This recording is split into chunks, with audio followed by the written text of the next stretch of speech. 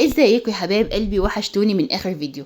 اهلا بيكم. بصوا بقى، هاتي كوبايه الشاي بتاعتك المتينه او القهوه وتعالي اقعدي جنبي دقيقتين بس، عشان الكلام اللي هنقوله النهارده ده هيوفر عليكي الوف، يريح دماغك من حرقه الدم طول السنه. طبعا احنا عارفين داخلين على ايه، المدارس على الابواب والدروس بدات، والميزانيه بتصرخ وبتقول رحمتك يا رب. كلنا مديونين او محتارين، هنجيب منين الكتب والدروس وهتكفي ازاي، واللانش بوكس اللي بقى بياكل نص الميزانيه ده هنعمل فيه ايه؟ غير بقى التوتر وجري طول كل يوم الصبح. في الفيديو ده يا بنات هقولك على خلاصة تجربتي وافكار مجربة للبيت البسيط، ازاي نعدي موسم المدارس والدروس ده من غير ما نفلس، ومن غير ما نيجي على صحتنا ولا اعصابنا، وكمان ما نجيش على اولادنا، وازاي نجيب احدث ملخصات واحسن خامات باقل سعر ممكن. وافكار اللانش بوكس مش مكلفة خالص، ولادك هيحبوها، فكملي معايا الفيديو للاخر. ولسه لو ما اشتركتش في القناة اشتركي في القناة وفعلي جزر الجرس عشان يوصلك كل حاجة خاصة بالفيديو. افكار بنات اللانش بوكس مش هتبقى مكلفه خالص، وولادك هيحبوه، فكملي معايا الفيديو دوت وشوفي. بصي بقى، بدل ما نيجي ونشتري كل حاجه جديده باسعار خياليه، تعالوا نفكر بذكاء. اول حاجه موضوع الكتب والملخصات الخارجيه، مش لازم خالص نجيب كله جديد. ادخلي على جروبات المدارس او امهات المنطقه على الفيسبوك، هتلاقي امهات اولادهم كبروا وبيبيعوا كتب السنه اللي فاتت بنص السعر او بيبدلوها. ولو كتاب غالي او مش لاقياه، ينفع ينزل اللي هي تنسخيه بي دي اف وتطبعيها في اي مكتبه بتصور رخيص، او تستعيري الكتاب من صاحبتك وتصوريه. اعملي جروب مع جارتك او صاحبتك او اولادك او اولادهم الاكبر من اولادك بسنة، وتبادلوا الكتب مع بعض، طبعا لو المنهج مش متغير. اما بالنسبة للدروس الخصوصية، فمش لازم كل المواد دروس يا بنات. المادة اللي الطفل شاطر فيها او تقدري تشرحيها له بنفسك او تتابعيها على اليوتيوب، تبقى كده كويس جدا ليك. قنوات اليوتيوب التعليمية دلوقتي ببلاش ومليانة شرح ممتاز، افضل من 1000 مدرس. بلاش نعمل فيها عبء مالي على الفاضي، والدروس والاونلاين او مجموعة التقوية بتكون اوفر بكتير من الخاص. وقبل ما تنزلي تشتري كشكول واحد او مقلمه، افتحي شنطه السنه اللي فاتت كده ودواليب الولاد، وتتفاجئي ان في الوان فاضل فيها نصها، وكشاكيل فيها صفحات فاضيه نقدر نجمعها ونعمل منها كشكول او مسود رائع للمذاكره، يعني نحفظ فيه كده ونتعلم فيه. ومقالم ينفع تتغسل وترجع جديده زي الفل تاني. ولو بتحبوا تشتروا مستلزمات، اجتمعي انت وصاحبتك، انت واختك، انت وجارتك، وانزلوا مثلا لو انت منطقه الفجاله انزلي الفجاله، او المنطقه اللي انت بتحبي تشتري منها، اكيد عندك ناس بتشتري الحاجات ديت بالجمله وبتبيعها بالجمله. روحي اشتري بالجمله يا بنات، اشتري بالجمله، خدي اختك، خدي صاحبتك، خدي جارتك، وانزل اشتري بالجمله. اشتري دستة كشاكيل ودستة اقلام بسعر الجمله وقسموها مع بعض، هتفرق معاك جدا في الفلوس. يعني تشتري مثلا انت وصاحبتك دستة كشاكيل 80، دستة كشاكيل 100، دستة كشاكيل 60، ودستة 40، ودستة كراسات للابتدائي والاعدادي والثانوي. واشتري كمان دستة اقلام رصاص، واشتري دستة اقلام جاف، واشتري الاساتيك بالدستة وتقسموها يا بنات. انت لو انت اربعة هتوفري جامد جدا بدل ما تشتري كل كشكول لوحده. طيب، وحتى التجليد بتاع الكتب مش لازم تجليد غالي. الرول البلاستيك الشفاف الجمله دوت بيجلد عشرات الكتب وبيحميها، وسعره بسيط جدا. بالنسبه للشنطه والجزمه، دايما اشتري الخامه العاليه اللي تعيش حتى لو اشكالها بسيطه. بلاش الماركات الغاليه ديت قوي، ولا الشكل الترند اللي بتبوظ بعد شهر. يعني ما تجيش ورا الترند وتقول الكوتش ده ترند انا هشتريه ويبوظ منك بعد شهر. ولا تشتري الخامه الغاليه قوي اللي هي الاوفر، يعني او الترند، او اللي هي الماركات الغاليه، فمش هتفضل معاكي والله العيال عفاريت وفي الاخر الحاجه بتبوظ. يعني اشتري الحاجه اللي يكون خامتها كويسه، وفي نفس الوقت خامه سعرها مش غالي، بتبان في التقفيل والسوست، عشان تقعد معاكي السنه كلها وما تضطريش تشتري غيرها في نص السنه التاني. ندخل بقى على بعبع اللانش بوكس. البعد تماما عن الحاجات المتصنعة يا بنات، والمشروبات المعلبة والحلويات والشيبسيات هو السر. ليه بقى؟ لأنها بتخلص نص الميزانية وبتسحب فلوس بدون داعي، وكمان بتضر صحة ولادك ومناعتهم. يعني ايه البديل الأوفر والأصح؟ هو المخبوزات البيتي. اعملي كمية قرص كده أو ميني بيتزا أو باتيه بالجبنة في النهاية، في نهاية الأسبوع كده في البيت، وحطيها في الفريزر، وكل يوم طلعي منها على طول، توفير وقت وفلوس ونظافة. او سندوتشات بيض مسلوق، اومليت، او جبنة قريش بالزيت والخيار ومعها موزة خيارة وحاجات كده بتوفر وكمان صحه لاولادك. وبلاش بقى يا بنات عصاير المعلبه كل يوم، ازازه ميه تكون نضيفه من البيت او عصير طبيعي معمول ايدك فيه، هتفرق جدا مع اولادك وصحتك وميزانيتك. يعني بمعنى اصح بلاش نافور في اللانش بوكس، بدل ما نروح نجيب فينو من السوق من عند الفرنه ونحط فيه جبنه رومي ولانشون. طب احنا ليه ناكل ولادنا حاجات من دي؟ ما انت ممكن تعملي بكيلو دقيق واحد بس، تعملي كميه فينو جميله جدا ونظيفه في البيت وحطها في الفريزر، وتطلعي منها قبل ما تنامي كده، تطلعي منها قبل ما تنامي على الرخامه وتغطيها، وطبعا متكيسه في الكيس، هتيجي كانك عاملاها لسه زي دلوقتي حالا. كمان يا بنات تقدري ان انت تعملي ميني بيتزا، تعملي فطير، تعملي حاجات ما تكونش فيها زيوت كتير وتعينيها وتطلعي منها، تقسميها في الفريزر على قد اكلة ولادك. يعني مثلا لو انت عندك عائلين في المدرسه، هتطلع مثلا كل واحد فطيره او ميني بيتزا وكلام من ده. والعصير لو انت عامله عصير في التلاجة تمام، مش عامله خلاص. طبعا يا بنات هتفرق معاه جدا لو انت اديتله موزه، خيارايه، تفاحيه، لو انت عندك اي حاجه من البيت تمام. هو مش هي تفرق معاه جدا. لو انت عندك اعملي طرنشات خيار، اعملي طرنشات جزر، اعملي له لو انت عامله حلويات في البيت اديله حته، كلام من ده. بس ما تقفرش، اولا يا بنات عشان صحه ولادنا، ثانيا عشان الميزانيه، ثالثا يا بنات عشان في ناس كتير بتبقى غلابه مع اولادك في المدرسه وبيبصوا يا بنات على اللانش بوكس. فخلينا نراعي، اكلي ابنك في البيت وغذيه وقويه، مش هتفرق من الساعتين 3 اللي هو في المدرسه فيهم وتقعدي بقى تبهري بقى الناس بعمايل ايديكي وانا بعمل مش عارف ايه واحنا قد ايه اغنياء وعندنا مش عارف ايه وكلام من ده. راعي الناس وراعي ظروف الناس. مش ابنك مش هيموت من الجوع ولا هيجيله انيميا في الثلاث اربع ساعات اللي هو فيهم في المدرسه، فالطريق كويس في البيت، اديله حاجات بسيطة في المدرسة، واما يرجع البيت اكليه كل اللي نفسه فيه، بس بينك وبينه او هو واخواته مقفول عليك باب بيتكو. علشان يا بنات الناس كتير بتبقى غلبانة ومش قادرة ان هي تجيب الحاجات اللي انت ممكن تجيبيها. اهم حاجه بقى عشان صحتك النفسيه انت واعصابك، تجهزي حاجات اليوم اللي بعده من بالليل. لبس المدارس يتكوي ويتجهز من بالليل، والشنطه تترتب، الصبح يكون للبس والاكل بس، لان العصبيه وزعيق الصبح بيبوظ يوم البيت كله. وقسمي المهام كلها وعلمي ابنك او بنتك يرتبوا مكتبهم وشنطتهم بنفسهم عشان يتحملوا المسؤوليه وما تبقاش انت المجهده الوحيده. بصي انا هقول لك حاجه، انت كأم لازم تعلمي ولادك انك مش هتعملي ليهم كل حاجه. بلاش الامهات اللي انا بشوفها ديت، اللي هي اول ما تصحى الصبح تتلاقي فيه صويت في البيت، تتلاقي فيه الدنيا كلها مقلوبه. شايفين البيتزا اللي انا بعملها دي يا بنات؟ انت ممكن تعملي كميه بيتزا زي ما انت عايزه، تاكلوا منها، تتغدوا منها وتتعشوا منها، ويفضل كمان في البيت تحطها في الفريزر وتاكلي ولادك منها، وتديله قطعه واحده بس من البيتزا اللي انا على بسم الله ما شاء الله البيتزا كبيره، هتفرق معاه جدا في اليوم. طيب بشوف امهات اول ما الساعة تضرب 6 البيت بيتقلب حرفيا، البيت بيتقلب حرفيا. انا من ايام ما كنت في المدرسة وماما معلمانا الله يرحمها، احنا كنا 5 اخوات في المدرسة، كل واحد كان بيقوم في ميعاد معين، اللي في ابتدائي بيقوموا مع بعض، اللي في اعدادي بيقوم مع بعض، اللي في ثانوي بيقوم، واللي في كلية. كنت وانا صغيرة كده كان عندي اخين اصغر مني، كنا احنا كلنا في ابتدائي كده. فكنا يا بنات بنصحى الصبح قبل بتوع الاعدادي، كنا بنصحى الصبح، ماما كنا من قبلها من بالليل كان في حاجه اسمها الجدول بتاع اليوم. كان الجدول دوت كنا بنشتريه من المكتبه، وكنا بنكتب عليه النهارده هناخد ايه في المدرسه.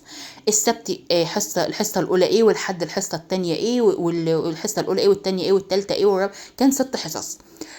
كنت انا ليا جدول، واخويا له جدول، واختي ليها جدول، كل واحد كان له الجدول بتاعه في ابتدائي او في اعدادي او في ثانوي. ده كان النظام بتاعنا. كان كده بابا الله يرحمه يجيب الجداول ديت ويقسمها علينا ويقول كل واحد يشوف. كان يا بنات نجيب الكراسة الصغيرة كده او قديمة عندنا واحنا رايحين اول يوم، اول ما نظبط بس اول اسبوع، ومن تاني اسبوع على طول بيسلمونا الكتب.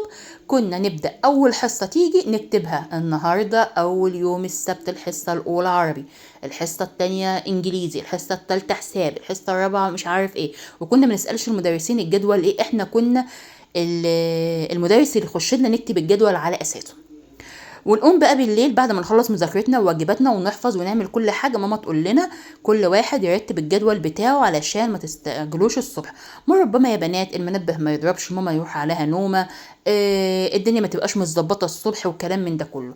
فاحنا بنقوم جايين وعاملين ايه بقى، بنقوم جايين ونكون عاملين كل الجدول بتاعنا، ونكون مرتبين كل كتباتنا انا واخواتي وكلهم يعني. فبنرتب الكتابات بتاعتنا ونظبط الشنطه ونحط الاقلام ونحط الاستيكه وكل حاجه، كل حاجه تكون مترتبه في الشنطه. وكمان هدومنا اللي احنا هنخرج بيها الصبح بتكون مثلا لو عايزه تتكوى بنكويها، الطرح كنا بنكويها واحنا في اعدادي، والشراب والشوز متلمعه وكل حاجه. نقوم الصبح نتلاقى ماما مقيمانا، نقوم بمنتهى الهدوء نتلاقي محضر لنا الفطار ومتحضر لنا ما كانش بقى ايامها اللانش بوكس والكلام ده يا بنات، كان عباره عن كيسه كده بتحط فيها السندوتشات وكلام من ده. كان بابا فعلا بيجيب لنا مثلا لانشون، جبنه رومي، فينو، كلام من ده. ما كانش فيه يبقى فيه عيش ابيض، ما كانش فيه. ماما كانت تبقى ساعات تعمل لنا فطير، كانت تعمل لنا اللي هو العيش اللي هو البلدي دوت، ويبقى طري كده، وتحط لف لنا فيه سندوتشات،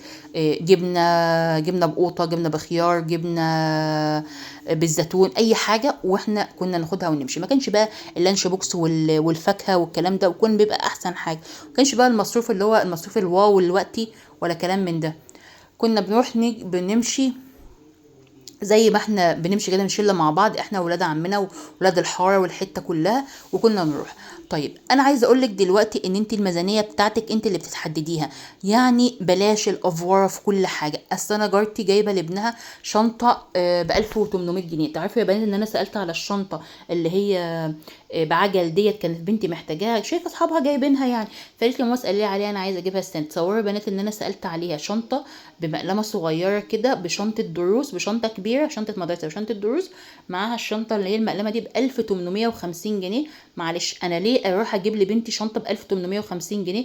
والباص بيجيها تحت البيت، عندي بيجيها تحت البيت، بتشتري الشنطه بتاعتها وبتركب الباص. يعني هي بتخرج بس خطوتين تبقى جوه الباص، وبتنزل من المدرسه بتاعتها بتنزل تتلاقى عمو السواق مستنيها، واخد لها الشنطه، شايل لها الشنطه، ويطلع الشنطه. طبعا بيبقوا كميه عيال في الباص، فبيطلع الشنط فوق، وكل واحد ما يجي ينزل يجي ياخد شنطته. بيبقوا كميات يعني، كميه عيال مع بعضها في نفس المنطقه، يعني بينزل من نفس المنطقه مثلا بالثلاث اربع عيال وكلام من ده. فبياخد شنطهم كلهم ويقوم وينزل يديلهم الشنط بتاعتهم، عشان ما تبقاش الدنيا صهده عليهم، ما تبقاش الدنيا حر عليهم، ما تبقاش الشنط مضايقاهم في القعده وكلام من ده. فهو بيعمل كده. فليه انا اجيب لبنتي شنطه ب 1850 جنيه، يعني قرب ال 2000 جنيه، عشان بس صاحبتها عايزه؟ علمي ولادك عن القناعه والرضا، بدل انت مظبطاهم. والله يا بنات ياما في ناس بتلبس احسن ماركات واحسن واحدث حاجه، اولا مش بيفلحوا في تعليم، ثانيا والله ما بيبقى باين عليهم.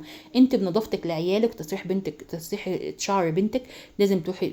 انا ساعات بشوف امهات انا بستغرب والله العظيم حقيقي، يعني انت تبقي قايمه، معلش انت كدورك كأم، ليه تودي بنتك وهي منكوشه شعرها مثلا منكوش؟ ليه توديها؟ ليه تخليها منظرها وحش قدام صحابها؟ ليه تخليها بنت شكلها مش كويس ومش لطيف قدام صاحبتها؟ ليه مثلا توديها بهدومها مش نظيفه؟ انا عامه يا بنات والله يعني على قد ما اقدر في حكايه المدرسه ديت او في حكايه الدروس، لو عندي ابني بس طقمين او بنتي بس طقمين في المدرسه، يعني مبقاش طقم واحد، بيبقى طقم مثلا انا اشتريته السنه دي، والطقم والسنه يعني اول سنه في اولى ابتدائي ده بحاول بقدر الامكان ان انا اشتري طقمين، يعني بقى موفره وبشتري طقمين. هو يلبس الطقم النهارده بالشراب بتاعه بالتوك بكل حاجه، او بنتي مثلا النهارده تيجي من المدرسه تخلص مدرستها، انا على طول بقوم اخده الطقم نقعاه في الميه ببرسيل جل كده، واقوم نشرب ميته كده بينشف ويبقى تمام. لو احنا في الشتاء، لو احنا بقى لسه في بدايه الدراسه وكنا احنا في الصيف، انا بنشرب ميته. لو احنا في الشتاء بنشفه في النشافه، بس ما بغسلوش في الغساله على طول، لان الغساله الاوتوماتيك مش هشغل عليها، مش هشغل طقم عشانها يا بنات تاخد ساعه نظافه وشطف وعصر. لا انا بغسله كده على ايدي برسيل جل بكون جايباه، او بمعطر بسيطه خالص، هي ما بتبقاش عكه هدومها في حاجه، انا مش هعطيها حاجه مزيته عشان تعكها زيت او تبقعها. بقوم غسلاه واقوم نشراه، تاني يوم بتيجي بتقوم لابسه الطقم التاني، بيكون الطقم دوت نضف، بقوم جايه بيكون نشف، بقوم جايه واقوم مطوياه واقوم حاطه عامله كده في البلكونه بتاعتي كده على جنب. ده المكان ده لهدوم المدارس وهدوم الدروس. عم في بنت عندي راحت بطقم المدرسه يوم تاني نفس يعني تروح بيه مرتين، لا ما عنديش انا الكلام ده.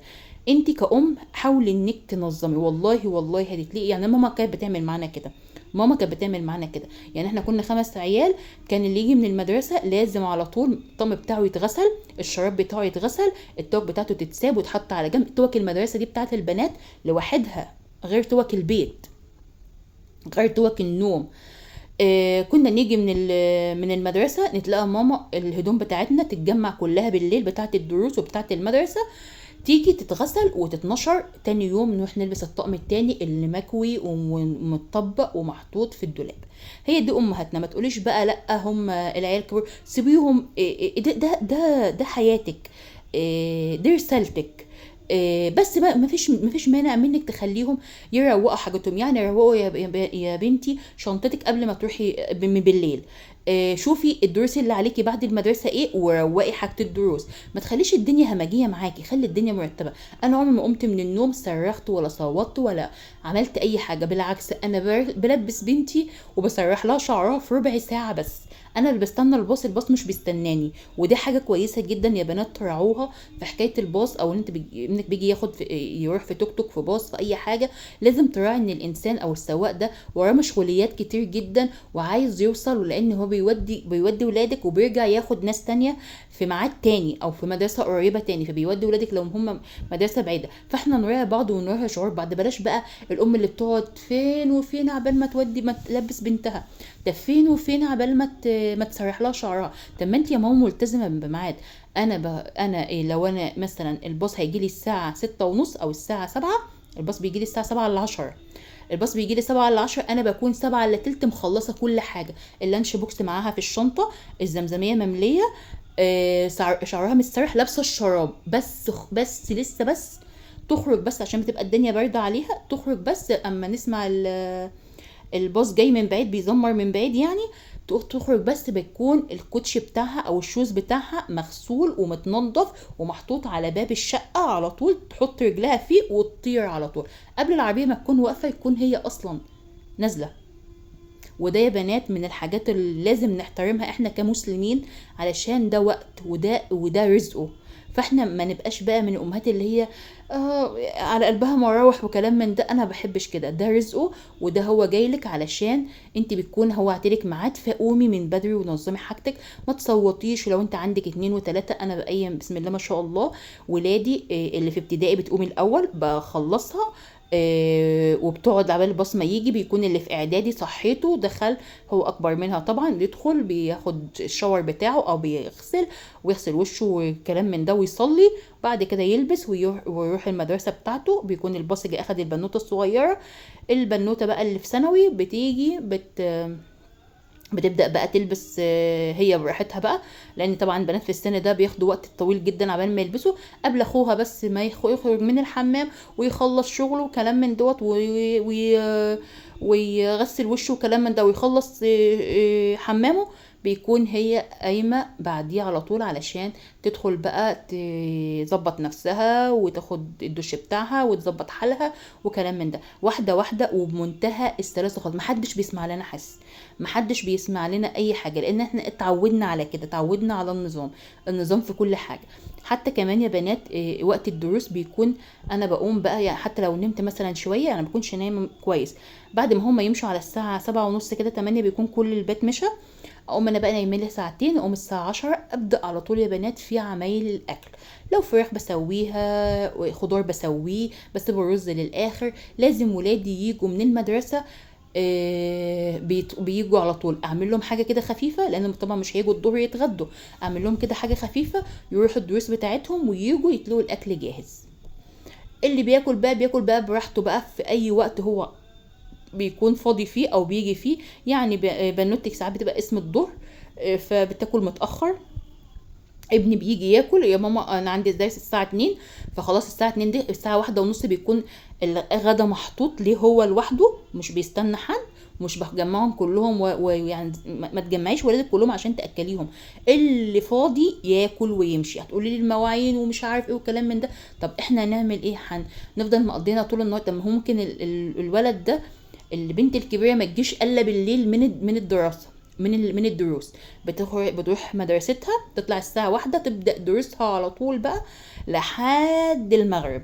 طب انا هفضل مقعدة العيال الصغيرة اللي في اعدادي وابتدائي لحد المغرب عشان اختهم ما جاتش؟ لا طبعا، اللي موجود يتغدى ويمشي. هما طبقين اللي انت بتغسليهم، وفي اخر المطاف خالص بتقومي جايه غاسله الحلل والمواعين مشطبه مطبخك بالليل وعامله كل حاجاتك، وتقومي قايمه الصبح فايقه جدا ورايقه وكل حاجه. شايفين يا بنات الفيديو طلع تحفه؟ يا رب يكون الفيديو النهارده عجبكم، ويكون النهارده قلت معلومات كويسه جدا. خليكي كده نشيطه، خليتك ست واعيه. السنه دي ابدأيها كده بروقان. السنه دي يا بنات غير كل سنه حقيقي. الفواتير بتاعت الكهرباء غليت، الفواتير بتاعت الميه غليت، النت غلى، كل حاجة غليت، خضار فاكهة كل حاجة غليت. فبجد الله المستعان على اللي احنا هنشوفه واللي احنا بنشوفه والكوارث اللي بتحصل. وربنا يا رب يرحم أموات الإسماعيلية ويصبر أهليهم. والسلام عليكم.